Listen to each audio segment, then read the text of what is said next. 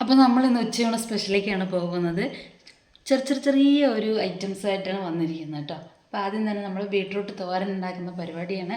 കുറച്ച് തേങ്ങയും കുറച്ച് പച്ചമുളകും കരിവേപ്പിൻ്റെ എല്ലാം ചെറിയുള്ളിയും ഒക്കെ പാടെയായിട്ട് നമ്മൾ ബീട്രൂട്ട് റെഡിയാക്കി മാറ്റി വെച്ചിട്ടുണ്ട്.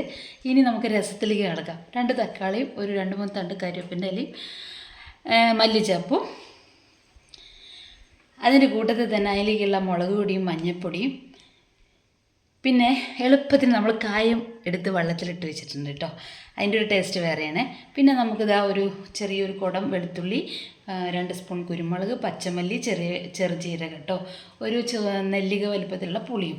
അപ്പം ഞാനിപ്പോൾ ഈ പറയുന്നത് എന്താണെന്ന് വെച്ചാൽ നിങ്ങൾക്കും ഇന്നത്തെ ചെറിയ പിന്നെ ഉച്ചത്തെ വിശേഷങ്ങളൊക്കെ എന്താണെന്നുള്ളത് നമുക്ക് കമൻറ്റ് ചെയ്യണേ. അപ്പോൾ എല്ലാം കുറച്ചെന്നാണ് പറയുന്നത്.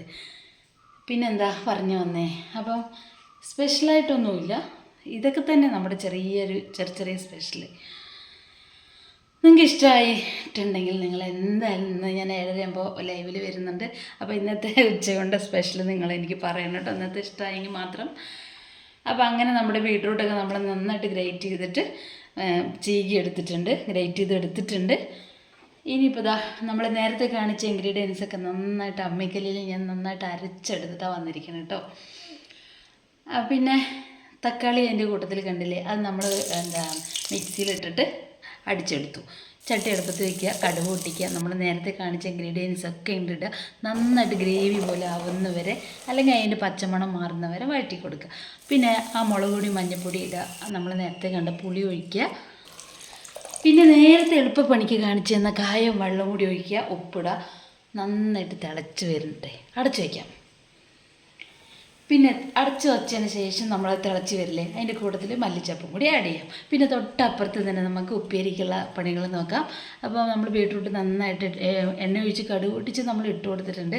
പിന്നെ നന്നായിട്ട് തന്നെ നല്ല അടിപൊളിയായിട്ട് ഭംഗിയിൽ നമ്മളൊന്ന് വെതറി കൊടുത്ത് ഉപ്പൊക്കെ ഇട്ട് കരിവേപ്പിൻ്റെ ഇല ഇട്ട് ആളെ സെറ്റാക്കി കേട്ടോ.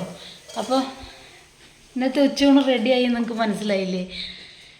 നമ്മളിന്ന് കൂട്ടിൻ്റെ സ്പെഷ്യലൊന്നല്ല പറഞ്ഞിരുന്നത്, കറിയുടെ ഉപ്പേരിയുടെ ഒന്നുമല്ല. ഇന്നത്തെ ഉച്ചയൂണ് സ്പെഷ്യലാണ് വീഡിയോ.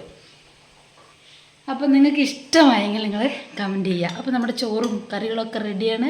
ചോറ് നമ്മൾ പ്ലേറ്റിലൊഴിച്ചു, പ്ലേറ്റിലേക്ക് വിളമ്പി രസം ഒഴിച്ചു, തോരനിട്ടു, ചിക്കൻ്റെ ഗ്രേവി അല്ലെങ്കിൽ ചിക്കൻ ഗ്രേവി, പിന്നെ ഇന്നലത്തെ മാങ്ങച്ചാറ് നാരങ്ങച്ചാറ്. അപ്പോൾ ഇഷ്ടമായെങ്കിൽ കമൻറ്റ് ചെയ്യുക. Okay, by.